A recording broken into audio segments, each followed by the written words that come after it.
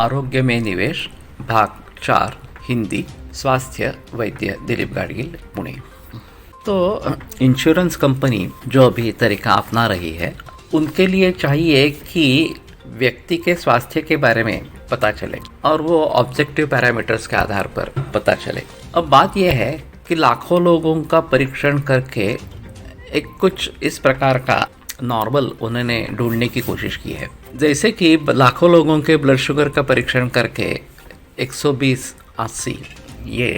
होना चाहिए, इस प्रकार शुगर इतनी होनी चाहिए, इस प्रकार का डिसाइड किया, या ब्लड प्रेशर के बारे में इस प्रकार से विचार किया कि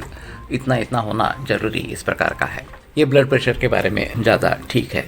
लेकिन ऐसी बात हो सकती है ना कि जब लाखों लोगों का परीक्षण करते हैं तो संभवतः हर व्यक्ति में इतना ही ब्लड प्रेशर होगा, ये बात नहीं है ना। किसी का थोड़ा ज़्यादा थोड़ा कम इस प्रकार का हो सकता है और फिर भी उसको कुछ सिम्टम्स भी नहीं है। अगर बहुत ही ज़्यादा है और सिम्टम्स नहीं है तो एक अलग बात इस प्रकार की। लेकिन इस प्रकार से हर व्यक्ति के बारे में जानना मुश्किल इस प्रकार का होगा। तो आयुर्वेद का अप्रोच जो है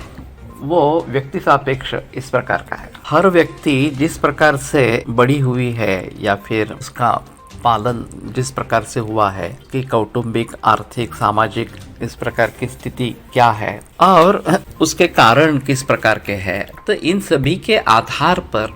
उस व्यक्ति की स्थिति क्या है इसके बारे में जजमेंट हो सकता है। वैसे आयुर्वेद में देखा जाए तो स्वास्थ्य के लक्षण बताए गए हैं कि किसी भी प्रकार का वेदना या पीड़ा इस प्रकार की नहीं होना अगर कोई पहले बीमारी हो गई हो, और फिर जो भी हम खाना खा रहे हैं समय पे खाना खा रहे हैं या नहीं खा रहे हैं उसका भली भांति पचन हो रहा है या नहीं हो रहा है, मलमूत्र वगैरह का निष्कासन अच्छे तरीके से समाधानकारक रीत्या हो रहा है या नहीं हो रहा है, उत्साह लग रहा है या लघुता शरीर में हो रही है, और फिर मन बुद्धि और इंद्रियार्थ इनके बारे में किसी भी प्रकार की पीड़ा है क्या सुचारू रूप से इन सभी का कार्य चल रहा है, निद्रा अच्छी आ रही है नहीं आ रही है, कोई वैकारिक विकृत इस प्रकार के स्वप्न तो नहीं आ रहे इस प्रकार से। तो इन सभी बातों को अगर हम ध्यानपूर्वक देखें तो पता चल जाएगा कि हर व्यक्ति की स्थिति कैसी है, स्वास्थ्य संपन्न है या नहीं है, और अगर स्वास्थ्य संपन्नता नहीं है तो क्यों नहीं है, उन कारणों के बारे में भी पता चल जाएगा। उसके लिए क्या चाहिए कि हमें एक जीवन शैली के आधार पर एक प्रश्नावली बनानी है और वो सवाल व्यक्ति से पूछने हैं, आप कब सोते हैं, कब जागते हैं,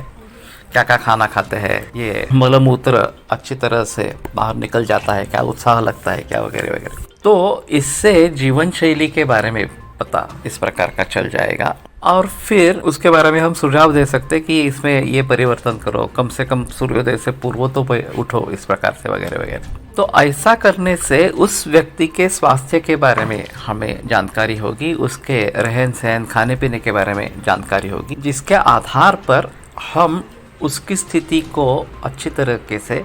समझ सकेंगे। और फिर ये एलोपैथी के इन्वेस्टिगेशन जो है वो साथ में रखते हुए अगर इसकी जोड़ उसमें मिल जाए